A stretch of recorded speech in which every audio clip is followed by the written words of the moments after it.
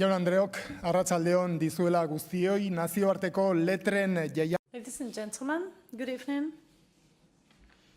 On behalf of Gutun Syria, welcome once again for making the decision to attend this session and being with us this evening. I see there's a large number of you with us, so thank you very much. El Centro de la Literatura en We are the Center of Literature in many kilometers around, and we're talking about something that is not a common subject matter in literature, that is return to nature as literature utopia. So thank you very much to our sponsors that make possible the 11th edition of Gutun Syria. You see behind me in this beautiful and new screen all the different sponsors. So especially we'd like to acknowledge the effort made by the City Council. Without the City Council, this would be absolutely impossible. So Mayor Agurto, you now have the floor. It is a pleasure for us to have you with us. So we open this 11th edition of Gutun Syria. So please, a round of applause for our mayor. Good evening. And of course, thank you. Thank you for attending. Welcome to the Azcuna Centra. Sincerely, I'd like to say that seeing this room fully booked is impressive. And also when you are sitting down and you see this fantastic stage, it is also amazing. Thank you and congratulations for this very nice stage that you've prepared. This is one of our dearest festivals, and it is a pleasure for me to start and open this International Literature Festival in its 11th edition, with the same forecast for success as in the first editions.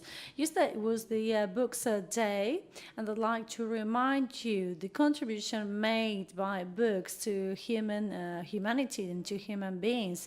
And today I think we're celebrating literature because with this festival we are paying homage to books, to literatures, to readers, to writers, to all literature followers. This is a very important meeting in our agenda. I see this 11th edition, he now talks in Spanish, the International Literature Festival in the city is becoming very international, and many of the things we do, many of our events here in the city are not very international, and that is something we should all feel proud of. So we have the same forecast for success as in the 10 previous editions. So as I've said already in Basque, we want to pay homage to literature because in Bilbao with Gutun Syria, we are making a tribute to literature, to readers, to writers. This is something we cannot miss in our agendas. And it is important because this is very important for literature lovers and for those that love culture in general. It is a great occasion to meet our favorite writers and also to get to know new writers. And it is also very important at an international level because with this Gutun Syria festival, for some days, once again, Bilbao becomes an international benchmark in the field of literature. More and more writers get to know about Bilbao, and more of them choose our city to come and present their new books, and even to turn our city into the stage of their stories, like it is the case in Willy Rivas, Dan Brown's, John Arrete, or Toti Martinez de la Sea, or Felix Felix Marcia Madrañas or Alfonso del Rio. They all sort of located their stories in our city. I think this week this theater is going to be loaded with anecdotes, with stories, and with talks that you're eager to listen to. We'll be listening to people like Eudald, Carbonell, to Mancuso, to Manuel Rivas. By the way, be welcome, the three of you. These three writers, they are starting this festival today with their sort of philosophical, civic, and scientific point of view for this subject matter, return to nature, literature utopia. I think maybe you share with me that we're doing things properly. When in Bilbao we appreciate this passion for culture and for literature, that is because we're doing things properly, we're on the right track. For many years, our city goes together with the title of City of the Culture. And this is just the fruit of a daily work in different fields and in cooperation with different partners and agents. So today I'd like to share the commitment of the City Council to keep on working, to keep on promoting literature and culture. In a city where you promote culture, the city becomes a better place. And also we support our creators. And also, we also would like to broadcast what we produce so that people from Bilbao, men and women, they never lose this interest in culture and literature. I guess you are already willing to enjoy local and foreign literature with local and foreign writers to enjoy. And I'd like to underline that this festival is the occasion to also to get to know deeper our local Basque writers. We'll get to know people that are familiar to us, like Bernardo Ataga, Isier Roza, Maider Lopez, Juanma Madarriaga, Cesar Eire, among others. So in this city, we promote literature all along the year, thanks to different cultural programs that we organize. And this festival, Gutun Thuria, is organized thanks to the initiative of bodies like the Bidebarrieta Library and Bilbao 700. So they also give the occasion to new writers and new literature to get to be known by the readers. So congratulations to the whole team of the Azcuna Centra for always seeking new talents that come to our city. We've already had Paul Auster or Padura, and I think briefly we're going to have another, we're going to have John Maxwell Coetzee that was awarded the Nobel Prize of Literature, and in May he will come and pay us a visit. So without any further ado, I will give the floor to our guests. I would like to welcome all people from Bilbao to this new edition and invite you to be part of this festival. And please enjoy culture with us. Thank you very much for attending. Thank you very much for coming. So thank you very much, Mr. Mayor. And congratulations for the support the City Council grants to a festival like this one, which is not always the case in other cities. We always want to grant a room for other kind of arts expression. This is why we also show films and dance. So we invite you to have a look at our very complete program or agenda with different performing arts. Now we're moving into dance. We have Clara by Natalia Miguel. She's been doing a contemporary dance residency here with us. So with you, Clara.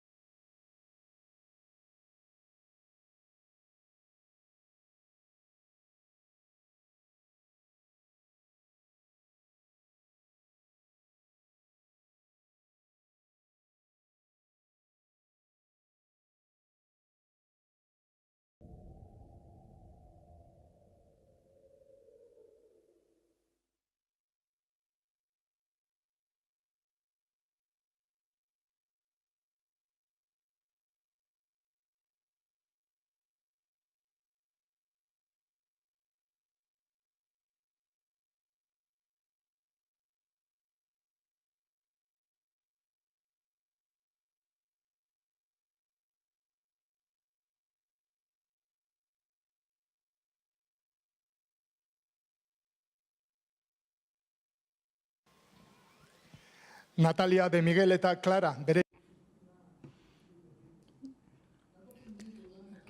Natalia de Miguel was dancing the piece called Clara. Now they're getting the stage ready for our literature dialogue. And meanwhile, I'd like to add some words about this 11th edition. Going to have more than 20 people intervening in this new edition. Some of them are writers, some of them are literature critics, and also writers. It usually takes place also the signing of books at 9 in the evening. And then during this, and also this is a time where people can talk directly to some of the writers, get books signed, and also enjoy wine. And today we also have a guest book where it is a screen where you can write your opinions about the talk that you attended previously. Not all talk are in Basque or Spanish. Some of them are also in Italian or English. So if you're not fluent in these languages, we advise you to follow the excellent simultaneous translation that work very well, and only complained that I talk very fast in Basque, says the speaker. So the stage will be ready in less than a minute. So we don't see the curtain moving, and this is when the speaker doesn't know what else to say, and I am praying and making all my prayers so that the stage gets to be ready soon and we get to see our guests.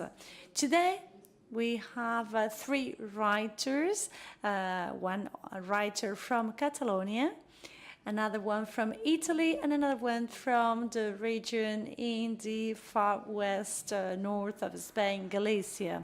So please, Manuel Rivas, be welcome. Also, Eudald Carbonell and Stefano Mancuso.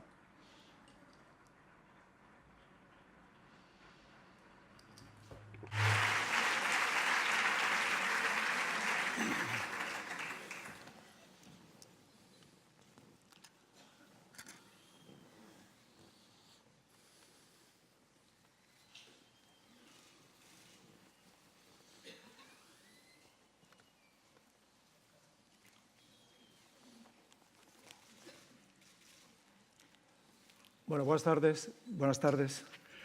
Well, good evening, Arratsaldeon, that is good evening in Basque. Well, thank you very much for being here with us. Thank you for helping us create this habitat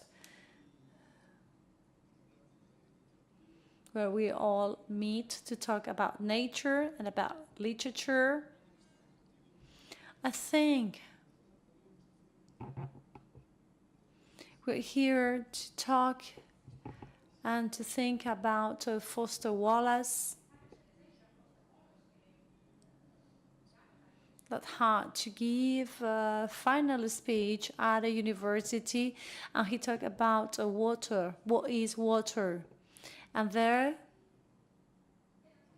he said how in a river there were 2 young fishes swimming, and they were sort of trying to discover that unknown field, unknown river. And they crossed an older, a veteran fish. And that one asked them, how is water? And they ran away. And then at a distance from the big fish, they asked to each other, so what is water? Okay, so let's talk about water. Let's talk about water that is the amniotic liquid to life. And water is also to us culture. Culture is our water. And also it's about thinking. And we've got 2 wise men with us to run this adventure this evening. I've got to, of course, thank the invitation of the Azcona Centro and of the city of Bilbao to come here. and hopefully will give an answer to what is water. I'm sort of the conductor of this talk, but I'm very bad at conducting. And I'm going to be like a bike rider. I'm going to read a piece of one of the best poems in history about the war against nature. This is New York Office and Denounce by Federico Garcia Lorca. So under divisions, there is a drop of the blood of a sailor, also a river of tender blood, a river that sinks in the dorms of the outskirts, and that is like a breeze in the lion soul of New York. I know there are mountains, and I know there are glasses to see wisdom. I know, but I think I'm here to see the sky. I came here to see the blood that take machine engines to falls. Every day in New York, 4 million ducks are killed, 5 million pigs, and 2,000 pigeons, 1 million cows, 1 million lambs, and 2 million roosters are killed every day in New York.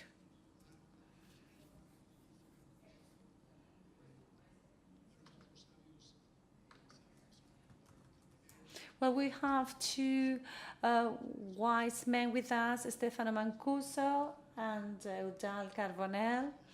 They've been publishing many books and articles, and they've been also teaching. And I think especially that these are two people that are continuously questioning things and continuously embracing life. And we could say of them as we used to say about the great masters of the Flemish painting, that they've got a febrile way to look at things, and they write with a gifted hand. So we are gathered here because I think the organizers were thinking especially about Mr. Thoreau, the author of books like Walden, that experience of life in the nature for 2 years, 2 months, and 2 days, that also gave way to a piece of literature that was like a big step forward, a big revolution. But also he wrote about civil disobedience. And these two things are sort of go hand in hand. And I think one of his lines of Henri David Thoreau was that sometimes disobedience is more necessary than obedience. And also there's another line by Thoreau that I think might lead to us starting this talk. And it is related to this movement about wasting, and also about trying to not grow, but rather moving away from growth. And he said that a man is rich as long as he can live without things. And maybe this is a very good line to start our talk today. Well, first of all, excuse me, because I will speak Italian. I understand Spanish, but I am absolutely incapable of speaking Spanish. One thing that really struck me of what Jesus said is this idea of water. Water for fishes is something that they don't even think about. And somehow These are these things that we don't even think about, and those are the most beautiful things and things that our lives depend on or upon. And I think one of the first treatises on economy in the beginning of the 800th already was written that everything had a price. And they were so abundant that they were at the disposal of everybody. And then they mentioned water, air, and at the time, even the land. That nowadays is very ridiculous to us. So these three assets, fundamental assets that are necessary to our life were mentioned at the time. But I was really struck by the fact that something is related to plants. When we talk about nature, we usually almost think of animals, of waterfalls, of sounds, the sounds of a mountain, we think of the earth, of the land. But 99% of what we call nature is made of plants. If we could estimate the weight of the whole planet Earth biomass of everything that is alive, 99% of whatever is alive in the planet are plants. They're vegetables. And we depend fully, totally on these vegetables, on these plants. And this seems to be trivial. It seems a very basic information that everybody should learn at primary school. But we don't do that. When I say we depend on plants, I am literally saying we depend on plants. Animal life in planet Earth will not be possible without vegetables. They are at the foundations, at the basis of our food chain and of what we breathe. 9 products out of 10 come from a plant. The energy we consume comes out of a plant because gas and oil, they come from they have a vegetable origin, and especially all the microorganisms that are alive and that are basic to animal life are like those fishes that you mentioned previously. So water to them, to those fishes, they didn't even realize they were blind to the fact that they were swimming in water. So I think this is kind of pathology. We don't really realize about these things we have around us, and this is what we call plant blindness. That is, we don't even see plants. We're blind to plants. They're all around us, still we don't see them. How many of you have realized the large amount of plants that there are? We don't really think about the fact that 99% of life in planet Earth is vegetable life. We usually think that life churns around us, around human beings, but we human beings, we represent a very small percentage of living creatures. And by that, I don't mean we're not interesting or important. All I mean is that it will be better if we understood our place in the world. Somehow, we should do something similar to what happened on the 17th century with the revolution by Copernicus. And the Earth used to be the center of the universe. And then after that revolution, we ended up being just like a peripheral planet in a remote galaxy. And I think it should be the same. We should raise awareness and we should move forward in the knowledge of the universe and in knowing where we are in the universe. And we should do the same. We should do the same about life. We still think that life turns around us. All living creatures turn around us, but that's not the case at all. We should know what is our real position in nature that would help us increase our chances to survive in the future.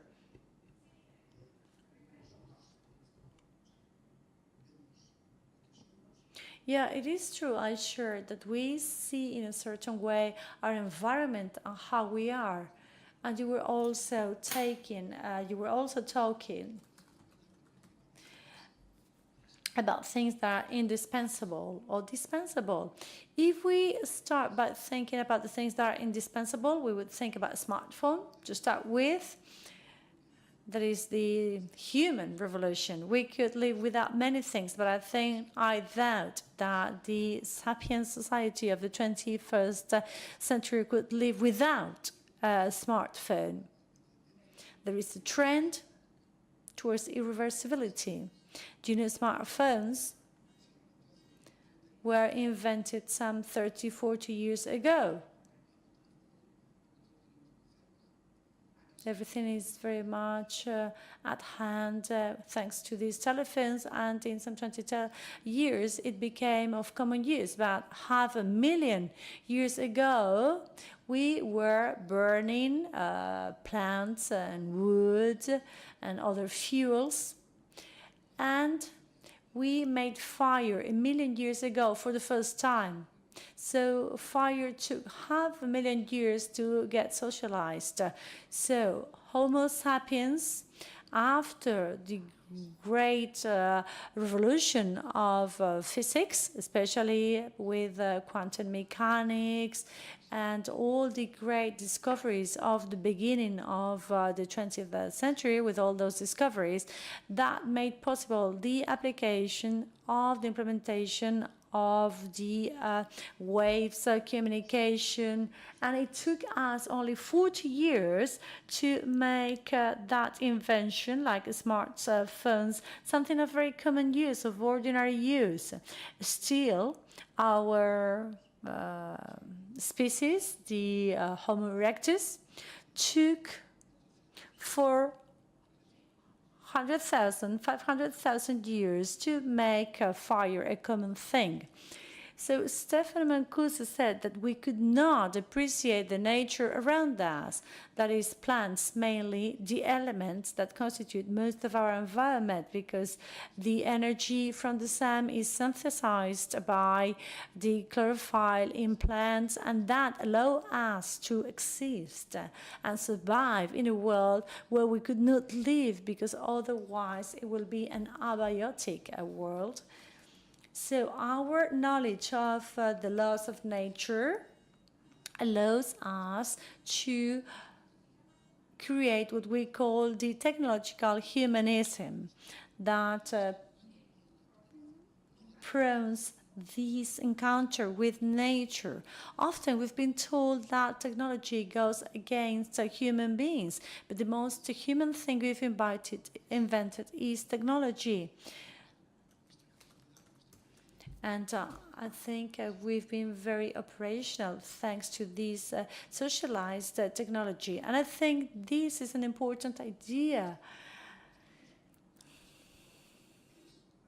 to this subject matter, because we're talking about the role of the human beings, not within nature, but within its own nature. That is the human ecology. You've already mentioned the past, and there is also the subject matter, there is the memory. We could talk about an environmental memory, but there's also a loss of the environmental memory, the basic change in standards or shifting baselines syndrome.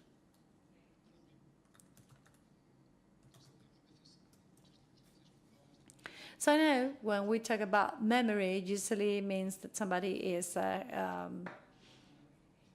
in good health. So if you allow me a short family anecdote, I have an uncle of mine. He is 75 years old. He has a very good memory, and he went to the doctor because he had a problem in his hip, and he used to be a hairdresser, and the doctor told him, well, you are 95, so But he said, I didn't come here because I am 95. I came here because my hip is hurting. So he realized, the doctor, that he was in front of a paleontologist, and he said, well, what you are telling me about, I am sorry to say, but, you know, this is like you have many chances, you know, to have an issue in your hip. Maybe you might be starting to suffer from Parkinson's or Alzheimer's disease. And then my uncle, he reacted quickly and said, like, I'd rather have Parkinson if I have to have something. And the doctor asked, why Parkinson's disease? Well, because with Parkinson's disease, I can take my wine glass and some wine might drop, but I know where the bottle is. So I'm telling this anecdote because memory is important. Are we not running the risk of getting used? I mean, now we're talking about nature. We're talking about some trends that talk about the return to nature. There is a growing consciousness or awareness about nature that is evident. But are we not running the risk of having reality going another way? What some 10 years ago, when crickets were singing everywhere, and now in some places crickets no longer sing, or also we no longer see the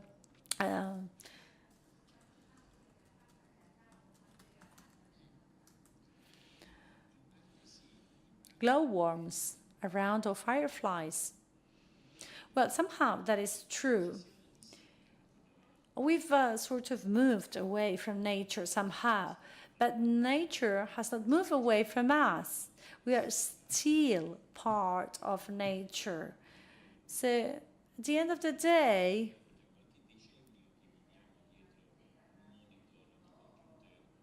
this is like in 3-4 generations.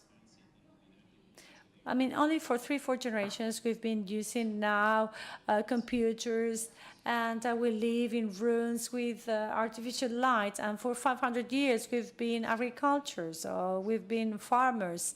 But before that, we've always been a whole part, I mean, and an integrating part of nature. You've been talking about a memory beforehand, and like from an evolutionary point of view. This means like some 20,000 generations they lived in the forest.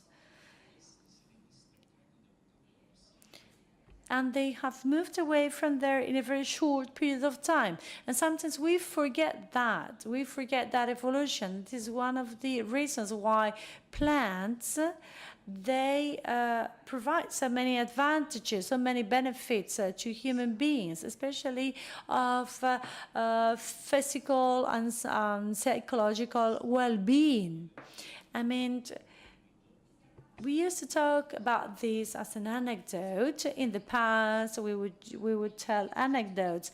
Then in 1984, an American researcher, he, by hazard, he discovered that when reading the files of people that had some surgery,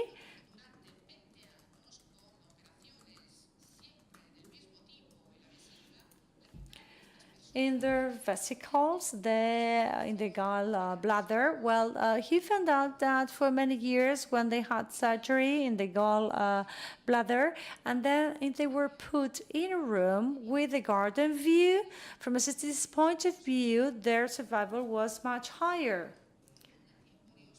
And they stayed in hospital for a shorter time.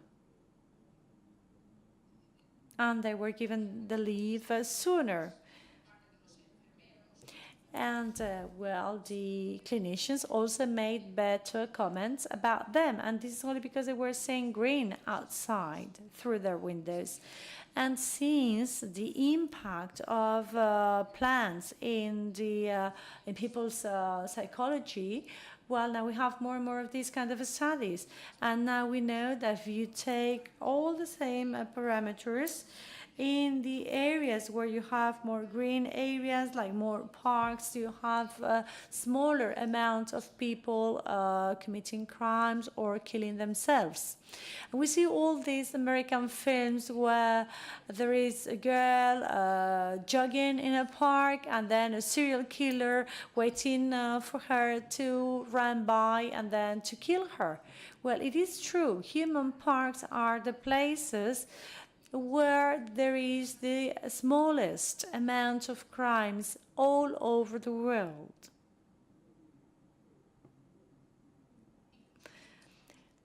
Even for mental diseases. Some years ago in my lab, we ran a very simple experiment with primary school children, and they realized that when children were in the school garden, and even if there were many distractions there, they were able to undertake logical tasks in half the time than the children that were doing so in a classroom. So I could give you many more examples alike.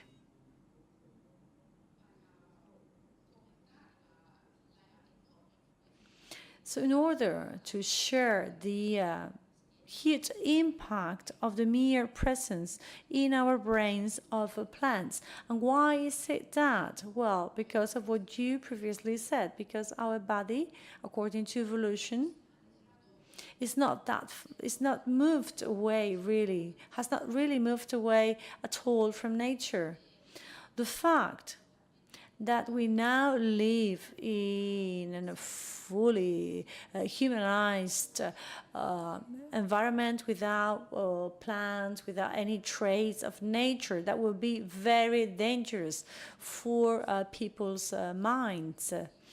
And that is so much the case that even architecture now, the new trend is towards the demineralization of cities. That is to cut down the part of the cities that is made of concrete.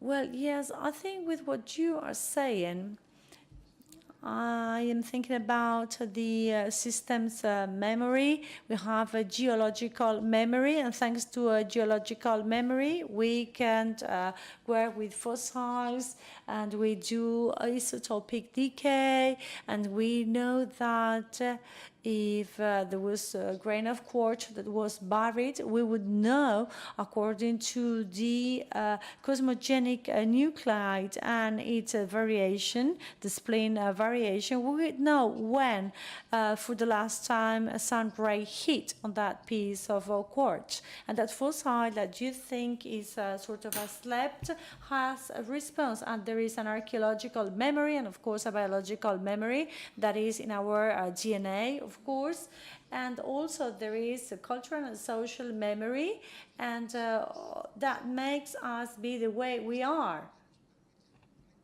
And these allow us to accumulate information to talk about nature here within nature.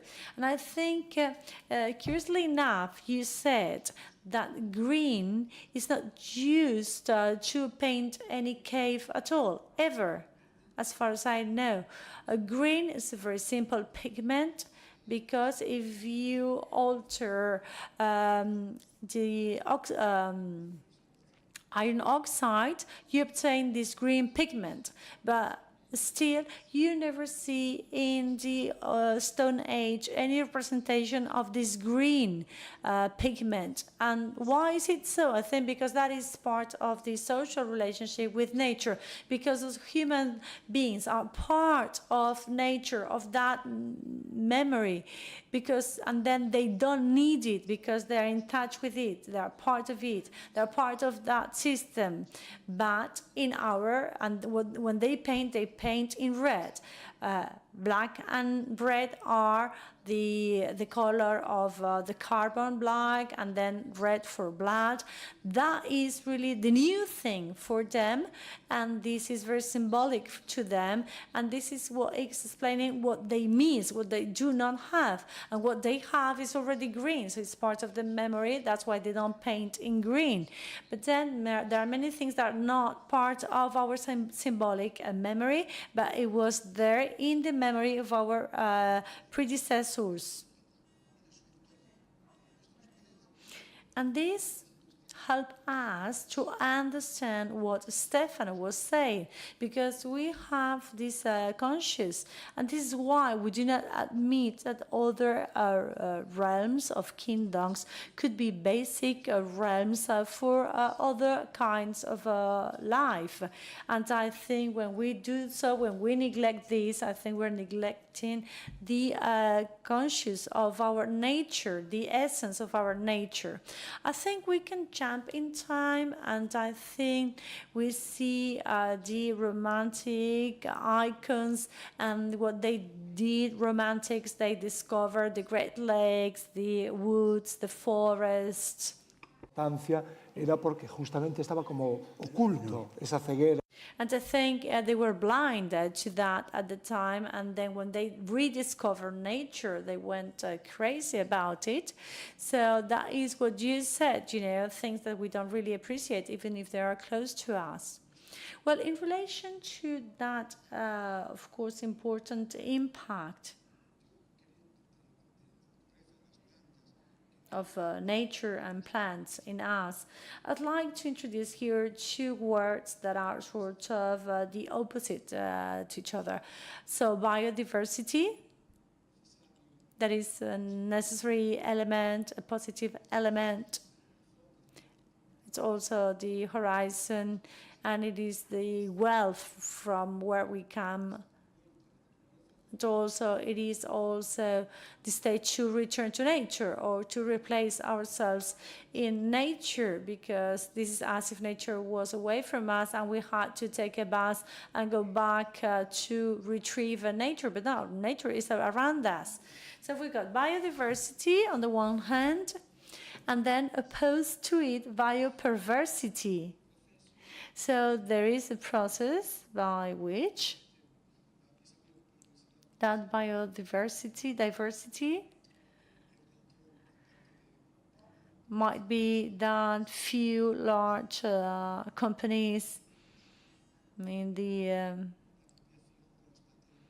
agrochemical industry, they run everything, they sort of become the owners of original seeds and patents, and also the decay of woods and forests due to the bad wood farming, using heavy machines. So we'll have in mind this bioperversity.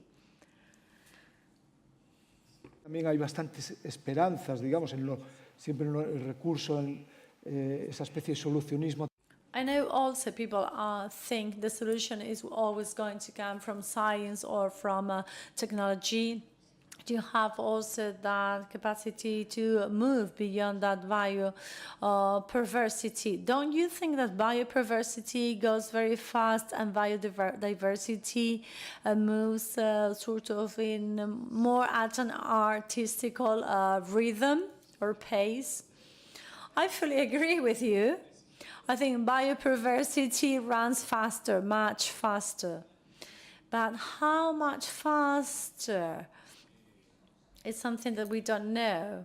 You've mentioned two words, two of the phases of this issue. Well, first, we were talking about the amount of vegetable species that were consumed in the Neolithic. And then, little by little, the amount that we consume now in our time.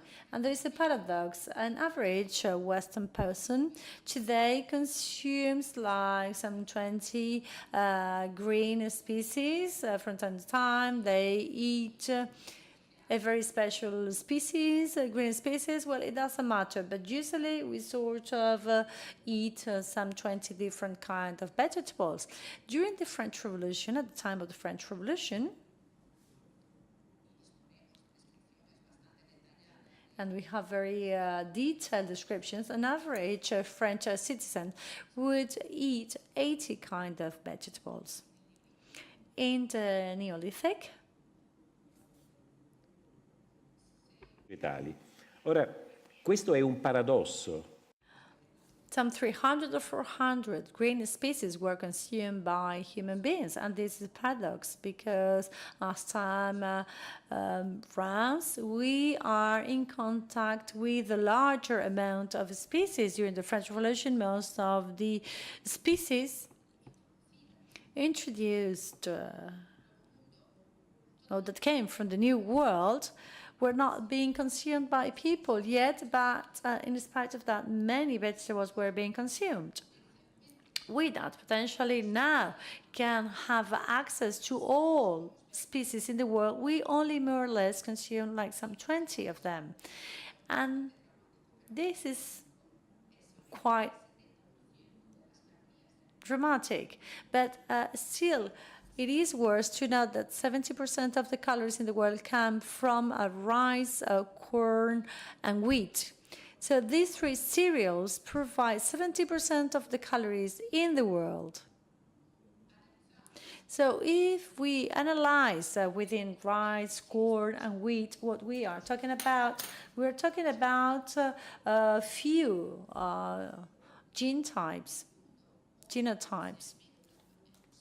So 70% of the food of the world is fed on just like 70 kind of genotypes.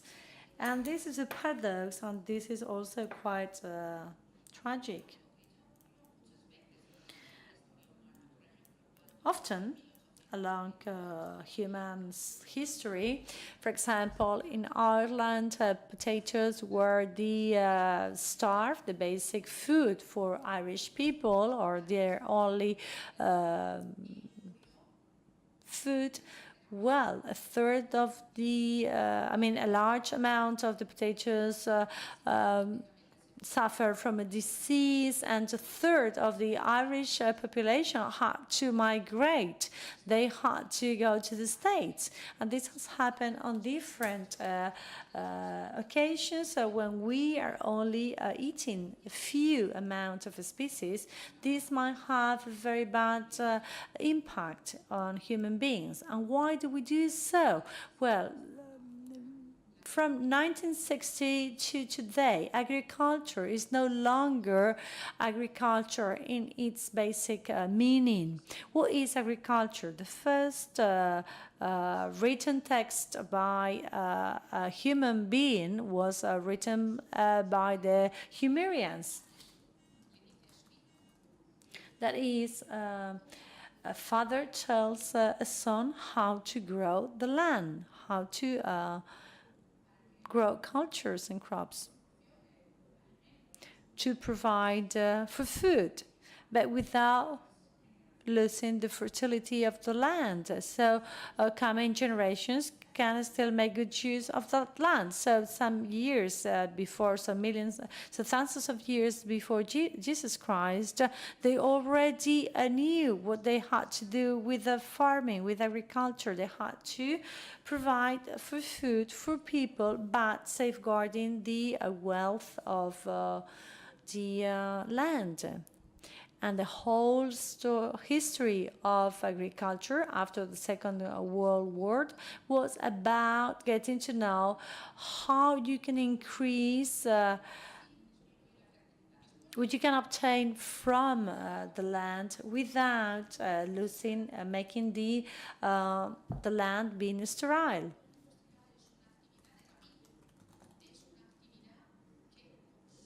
Nowadays, the new industrial agriculture is a kind of agriculture that neglects the richness of the soil, of the land. So we are consuming what we should be safeguarding for future generations, really. And this has a name. We can call it by a name, and that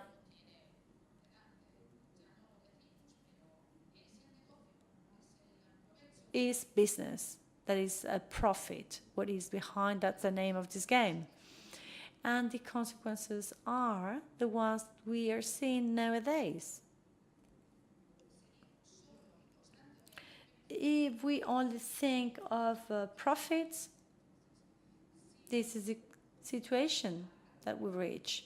So should we have to stop and move back to the beginning of our talk, like when you ask, what is water? Well, I think we should say that water is a fundamental asset. It's the most valuable thing we have, same as the fertility of the soil, of the land is very important, or the environment. So if you're consuming the environment, you should pay for making use of the environment, because only when you pay is when you make an effort and you look for solutions to avoid causing an environmental impact. But when you're eating a burger that costs like 1.5 euros only, I think this is very good from a money point of view. But that means that 3 environmental resources euros become profit for a company, for a large company, and means that this is no longer in use for the rest of human beings. We are talking also about down growth. So you have to take into account how much it took to nature to produce something, and you've got also the biological cost of this carbon accumulation. All these ideas were developed already during the 50s and the 60s, and this person that developed these ideas never got a Nobel award, a Nobel Prize. And why? Because he was going against the power, he was going against the large companies. Like, for example, they didn't want these big companies to pay for basic assets or resources like water, like air. And this is an issue because these companies, they use this argument to keep on accumulating capitals and wealth and really eroding the ecology of our planet and our resources, and this is evident from my point of view. And you said previously that maybe technology will find the solution to this issue, and hopefully that will be the case. From this point of view, I am a supporter of socialized technology. That is, the technology that increases the sociability of our species and that makes our species give a more uniform response from the point of view of complementarity, solidarity among different cultures and different places where it develops. And I think technology can contribute, as we mentioned during lunch, that this might help us contribute to produce more diversity. So I think very likely this technology related to biomedicine, to genetics, I think in a short time this technology will allow us to have biodiversity in this planet Earth. That is, to have a group of genetically edited human beings. They will be cyborgs. They will be these technological human beings that will be aware, a different awareness, conscious about nature. So we are trying to understand prehistoric Homo sapiens, or we are just like what is left of those Homo sapiens. I think human beings are producing now a knowledge and a technology for a great revolution that will think the way we are and we think. But meanwhile, as Stefano has said, we have to defend our resources and to grant them the financial value they have, and to prevent us from only giving them an economic value. I think, as Stefano said, this is very real. We cannot depend on 3 genotype only.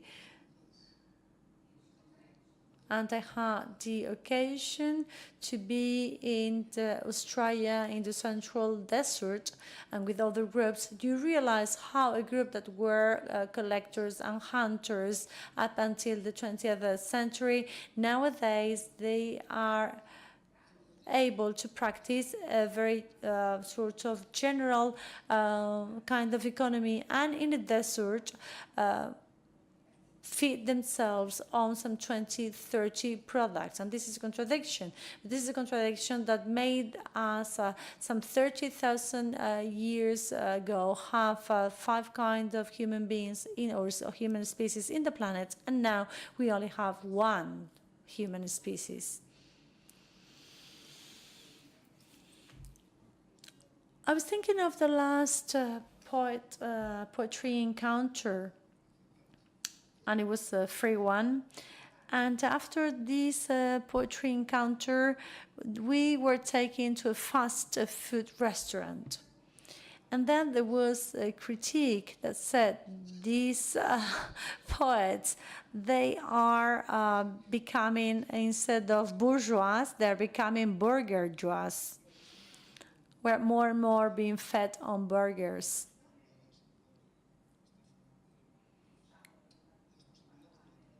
Yeah, so we're talking here about possibilities that technology grants us.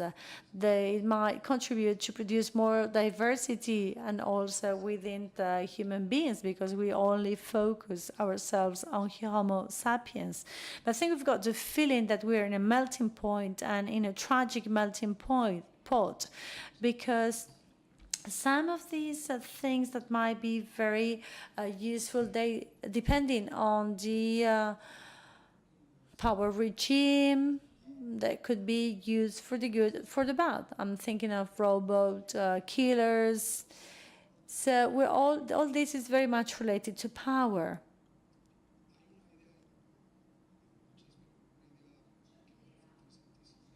And there is a very interesting idea that Stefano mentioned.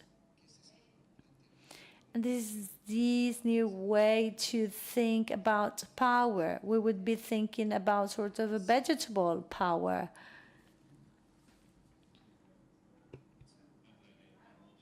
Yes, we could talk about this sort of vegetable power. I think plants that, I would like to remind you, represent 90% of life in planet Earth. And this is the sign that proves how they're very efficient plants. And as animals, we only represent the remaining 1%. And we have a head, animals, and this head is sort of managing our bodies with specific functions. We have lungs to breathe, we have eyes to see, and we have ears to hear. But plants, why do plants don't have different organs? Single or double organs, not because they don't have functions, but because organs, they're weak points. If you remove one of those organs, then the whole organism will die, will collapse. So plants, they might predate it. So they've evolved in a different way. They've distributed all over their bodies, all the functions that we animals, we concentrate in organs. That is to say, so plants breathe with their whole body. They feel with their whole bodies, and they feel with their whole bodies, and they hear with their whole bodies. And this is important because we animals, we've been using how we are for everything. Our societies are like us, animals. We have different tools like computers that are made like we are. There is always a brain and then ruling everything else. And that goes for computers or for our society. We always do the same organigram. So what are the consequences of this kind of model? Well, first of all, this is a fragile system because everything might crumble if one of the organs fails. Let's, for example, think when Cortés got to Latin America and he removed Moctezuma and the whole society crumbled down. And it was a very developed society. And nowadays, in every hierarchical model, there are tragic consequences like red taping, like bureaucracy. This is something that happens in any such kind of a system. And it doesn't work properly. It is non-functionally per se. So what did plants do? They have a different system. They have a more distributed way. They are like a net. It's like internet. Internet has been built or designed as a plant.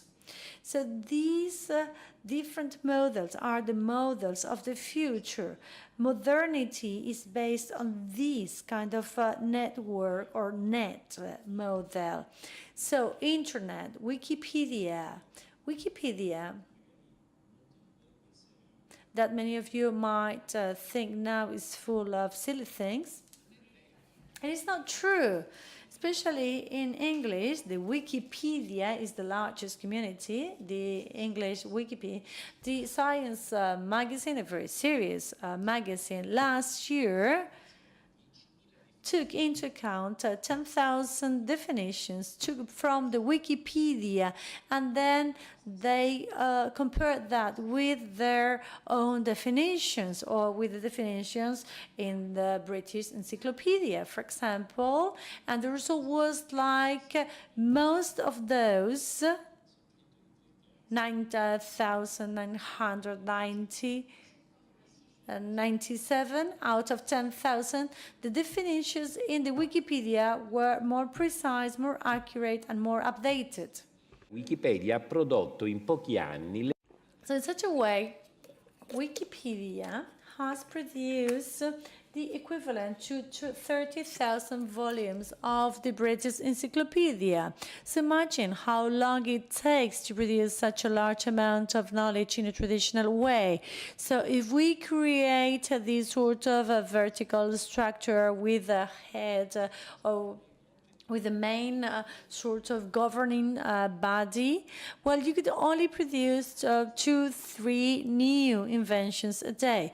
But if you have a distributed system, like in Wikipedia, where you don't have a central command, when you don't have a core, but everything is very scattered, very distributed, then you can produce lots of knowledge in a very short period of time.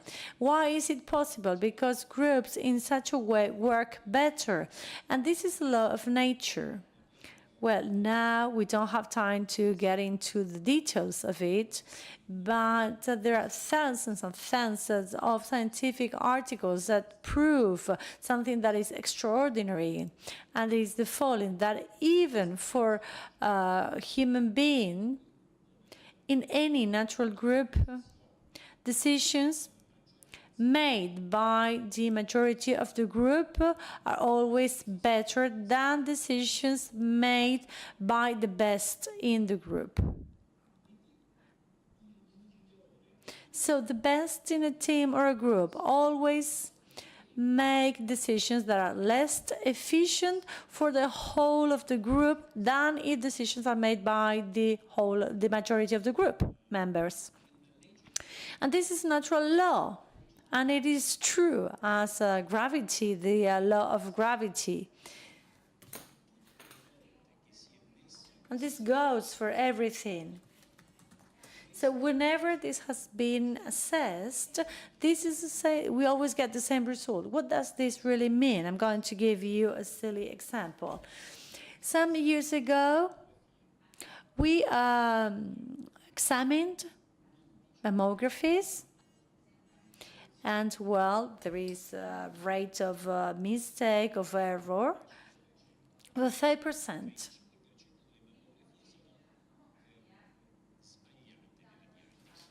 So 5% of the mammographies are usually wrong. So the trial, the test, took thousands of them, and then they showed this to the best experts in mammography in the world. And then they showed this to many other doctors. So these 3 super experts in the world in mammography, they reproduce this 5% rate of error. And then they also show all these mammographies to a large amount of non-expert doctors.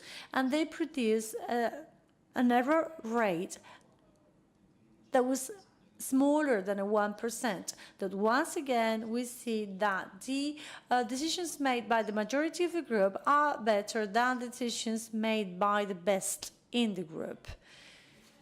So we instead try to follow a dual system that goes the other way around.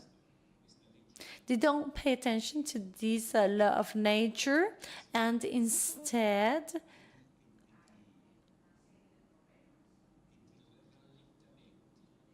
we do things slower. And I think this is one of the reasons why today how we see democracy, the political democratic system,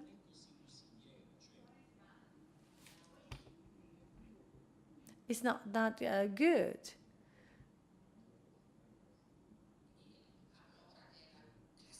Now I'm talking the Italian politics and politicians. For many years now, we don't really succeed in having politicians that would be people that I like to go out for dinner with. So for decades, it's impossible to have this kind of politicians. You would never, ever want to go out for dinner. So something is not really working. So I think it is the system itself that is failing. I think the system has reached a point where it is really outdated, because we are living now in a different world. So I think that what we call the vegetable systems or the network systems, because plants, they've been evolving for 500,000 years to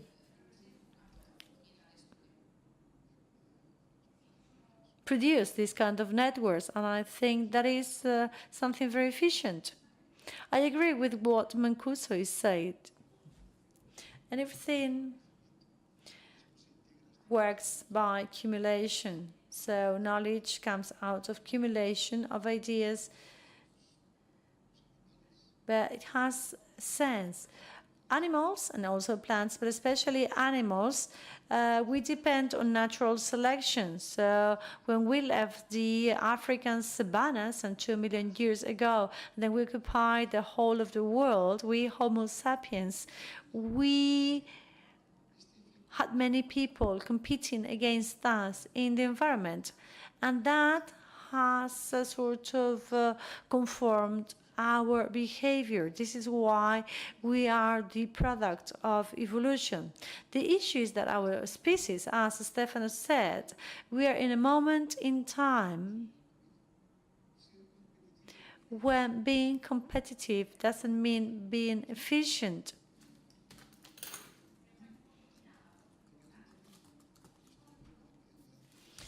And for many years I've been saying that competent people do not compete. Only non-competent people compete. And this is a paradox. the issue is, why do you need so many silly people and non-competent people for the system to work? There is a funny natural selection that make the most silly people be in power, be more powerful. And we suppose that maybe this is a good proof of adaptation in the short term, but in the long run, this might not be a good adaptation, and we might need to look for new systems to adapt and to implement operational changes. And something that is very important to me is to implement the critical conscious in our species. So diversity should be there until we are consciously more intelligent, operational, and critical. And this is when we will be working better as a species. So this critical conscious is necessary until we reach the transhumanism or the post-humanism. But now we are facing a dilemma. If we don't build something else to live, probably or very likely the life of our species in the planet Earth will be questioned by its own evolution, not by the weather, by the climate. Well, thank you very much. It is brilliant to listen to you too. But I know we are running out of time. In fact, we are exceeding our time for the talk. So I think it is time to start a debate, a Q&A session with the audience of some 15 minutes.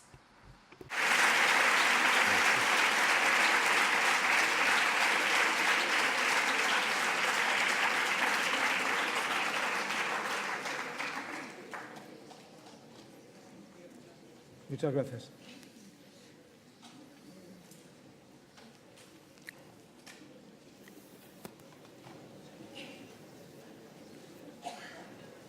Non ci sono domande.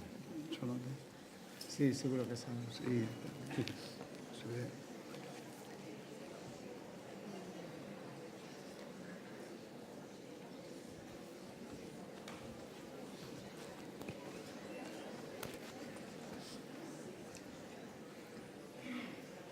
Se non ci sono.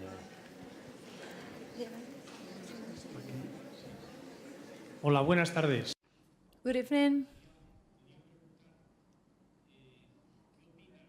What do you think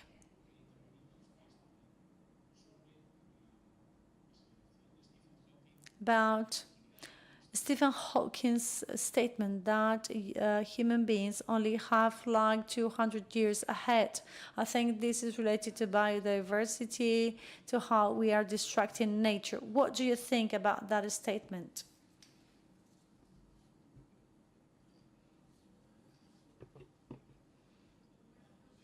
I don't see the person that made the question. Here I am, somebody says. I disagree. At all.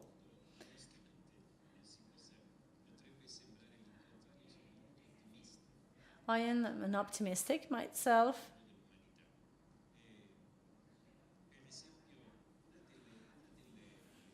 For example, one of the reasons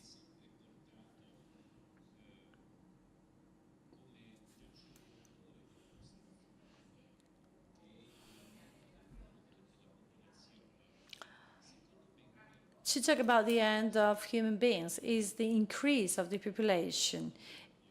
In 2050, there will be more than 10 billion people in planet Earth. Now there is 7.5 billion, so 3.5 more people will be here in planet Earth in 2050. So what is going to be the impact if we have to feed all these people on planet Earth? Well, I think we will have 3.5 billion more people thinking, 3.5 billion brains more thinking. And we never take this into account when we make these statements. When we see the charts that show how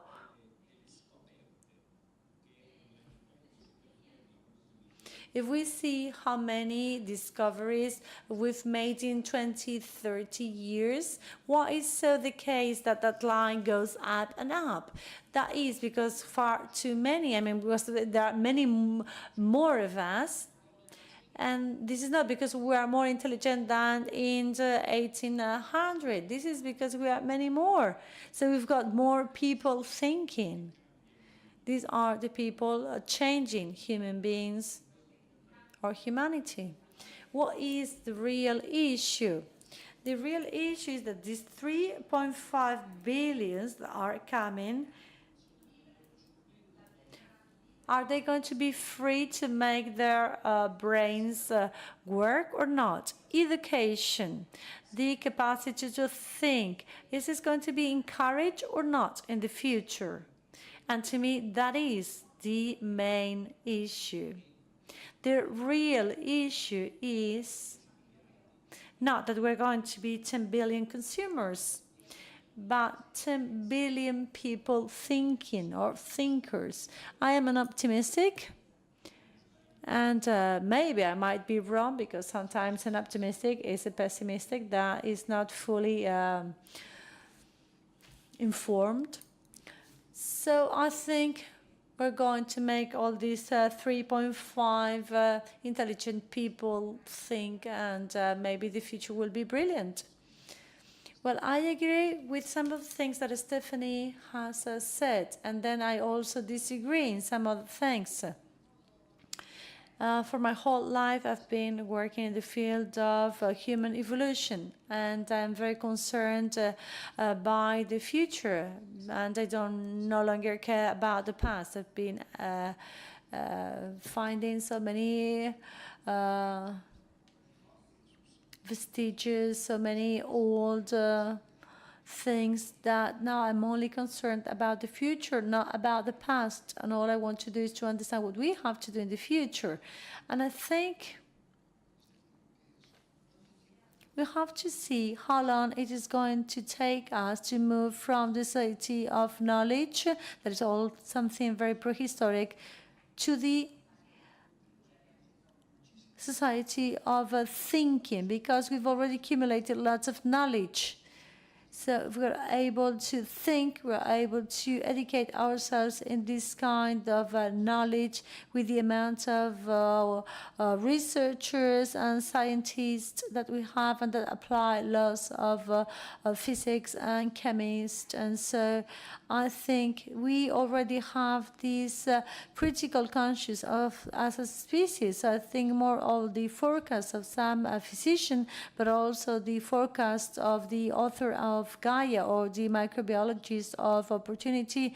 I think sometimes they don't talk about 200 years, but some 1,000 years ahead of us. I'm talking about people that work on the fields and in the labs, and I am convinced that new ways to adapt and new ways of thinking will appear, that will use knowledge to acquire this consciousness as a species, and we will be here for a longer time, and maybe with our species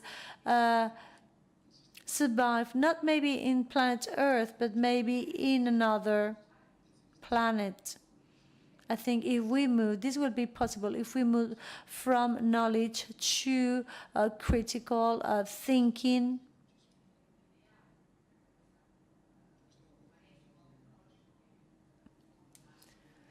I was thinking of a fisherman in a wreck, and on the radio 2 days later, they were still looking for a colleague, and on the radio they asked this fisherman, "Are you still hopeful?" And people, you know, on the radio, they're very polite, and he said, "Well, I'm hopeful, but I have sort of a negative hope."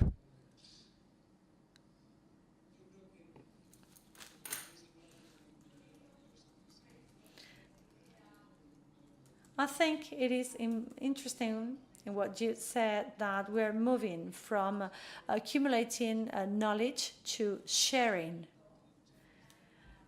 And I have a question I was eager to make to Eudald.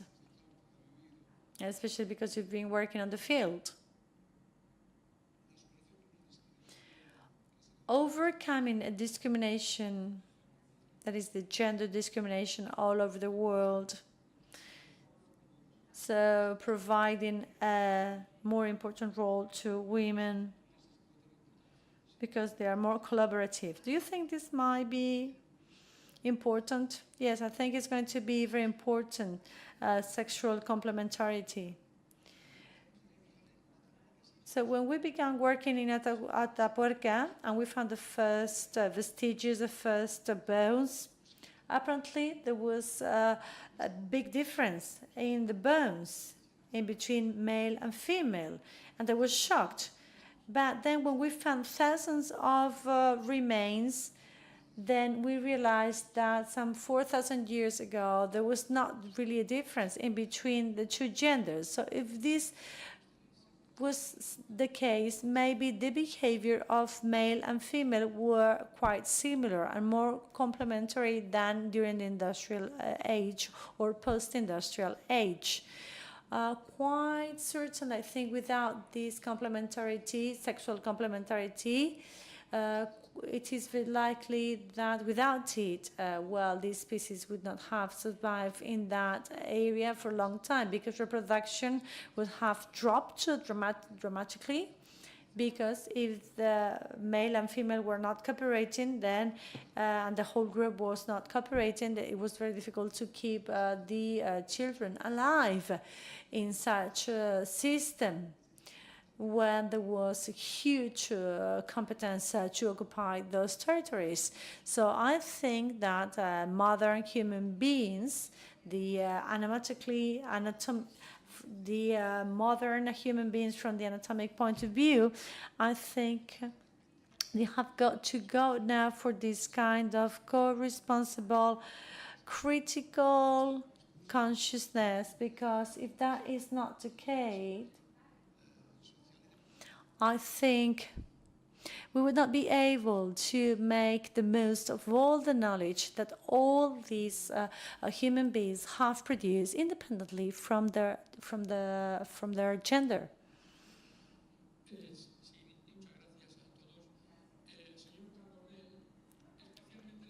Well, Mr. Carbonell, I admire you deeply. I come from Burgos.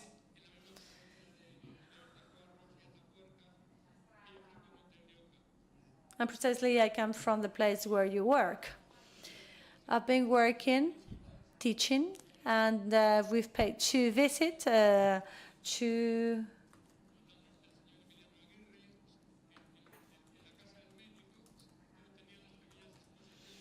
your sites. And, well, we later came again. Then when you opened the new museum in Burgos with the new sites, and we could see the grandeur of your new sites. And we saw this wonderful place that sort of make us travel to the past. We feel so small compared to that trench where you find history and prehistory. I'd like to know, together with Professor Arzuaga, what did you feel when you found the first remains? You as researcher, science people, were you moved by that? Were you shocked by that? And then also, second question would be that we've seen many people that were sort of students of archaeology that were kneeling down, no matter what the weather was like, they were sort of making a big effort. So what do these students learn there? And all that remains for me to do is to kneel in front of you, because you do an excellent work. Well, you are my neighbor and you really feel it. Especially now that the site is in a much better situation. Yeah, it took us 40 years, but now the site is excellent.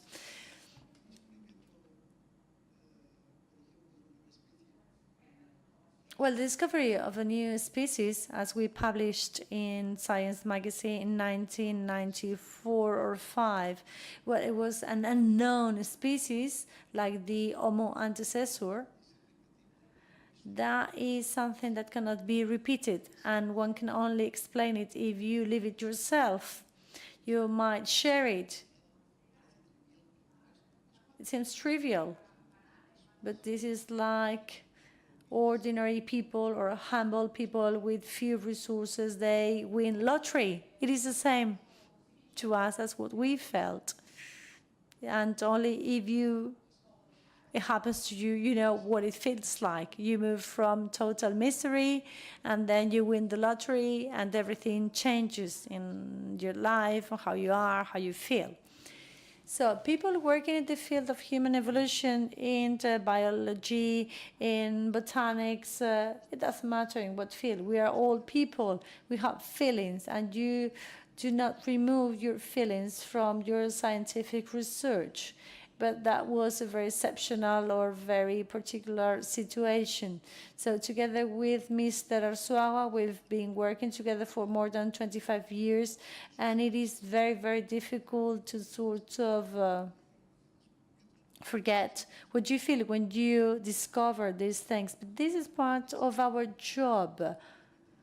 This is not a very different job. The students that you said came work with us. Well, I was a student myself at the time, and I was there sitting down, cooperating.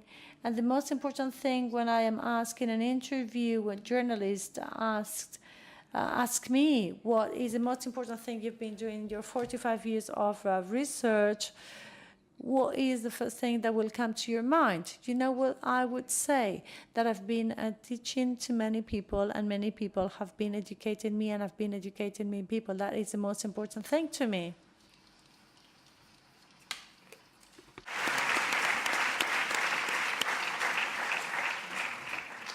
Hola, Gabón.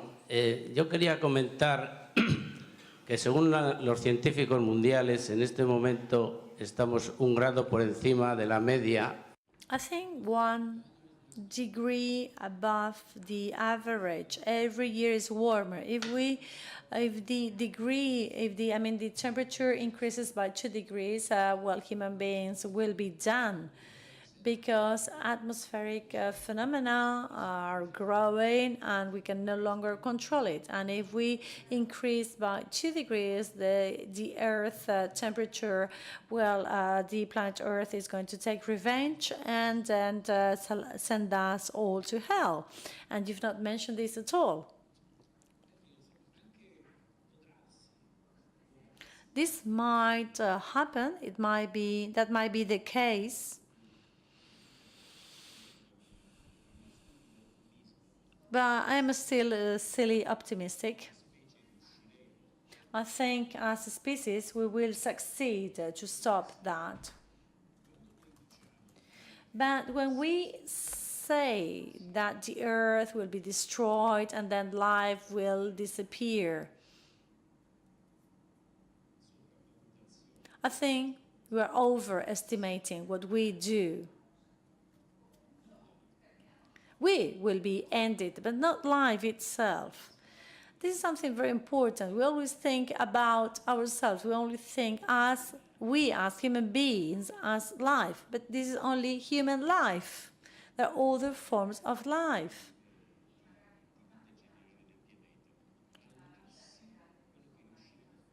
I think we will be able to sort of disappear ourselves. But that doesn't mean that all life on planet Earth will disappear.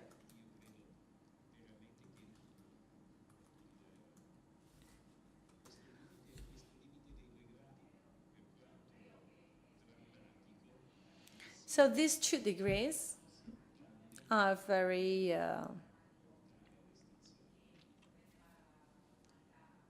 dangerous, but I don't think they will lead human beings to extinction. But you never know, really. I don't know how to give the right scientific answer. Well, what is interesting to know is the highest temperature happened in the ocean some 3,500 years.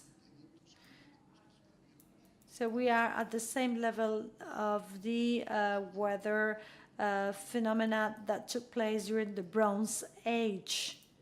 And still planet kept on going. And human beings, obviously, we might live on planet Earth even though important changes will happen. I think population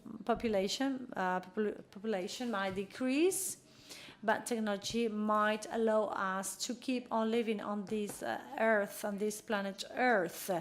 And then we all know that we're having an impact on the climate, but climate change is a thermal change.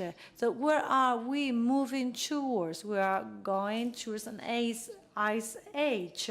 So there's going to be a global warming, and then after that will come an ice age. And we have past experiences in our sites with the Cambridge experiment, and we know that climate changes take place every 100 years, and this means that lots of ice sail the Atlantic Ocean, and then there are exceptional big and fast variations in the temperature, and that is happening. Now we have lots of cold weather, and some 18,000 years ago, the average temperature in the Basque Country or in Burgos was 8 degrees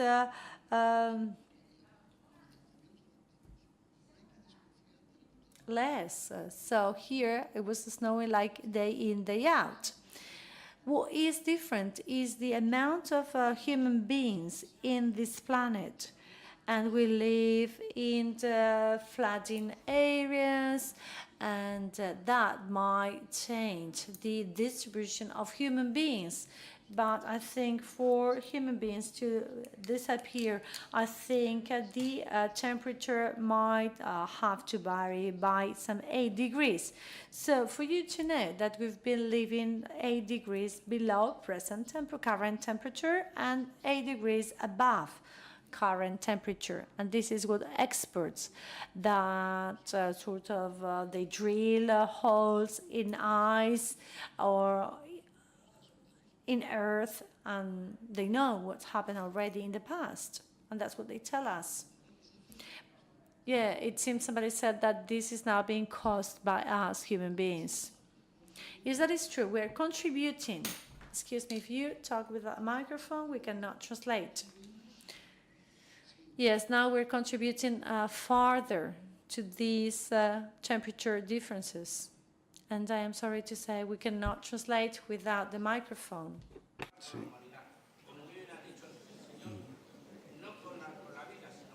No, no.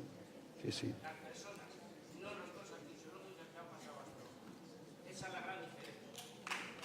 Muy bien. Sí, sí, estamos de acuerdo. Yeah, we agree.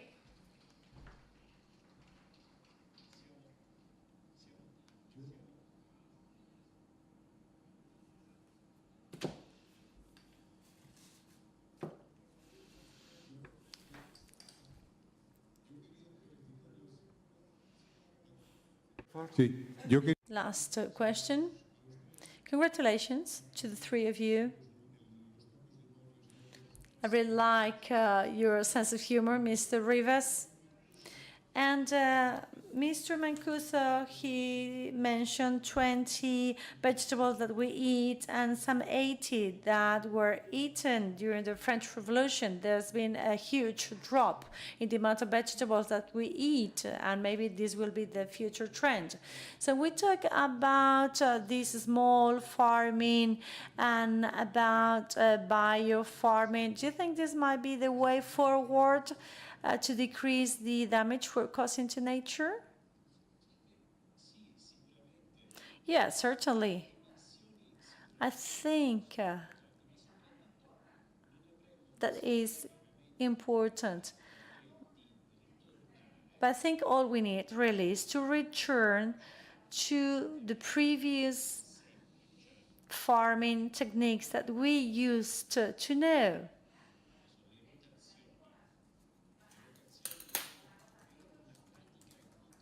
Like, for example, when you rotate, so when you would have different crops growing in the same piece of land, so the land will regenerate itself. When we say this kind of a farming is no longer enough to feed the whole planet, that is a lie, because nowadays there is an excedent, this super habit of more than 50%. That means that half of what we produce, we just waste it. So there's a surplus of 50% in our farming production. So we could feed the same amount of population we already have. So we could feed twice as the population of the planet if we make good use of all that we produce. So I think we should go back to those techniques, only they are less cost effective. So the cost is higher, and this is why we no longer use those techniques. So I think those small productions, those small farms now are using these new, these old techniques that are now like the new trend, and they should be compatible with the environment. Bueno, pues, si me permiten, gracias. Well, thank you very much. We're running out of time.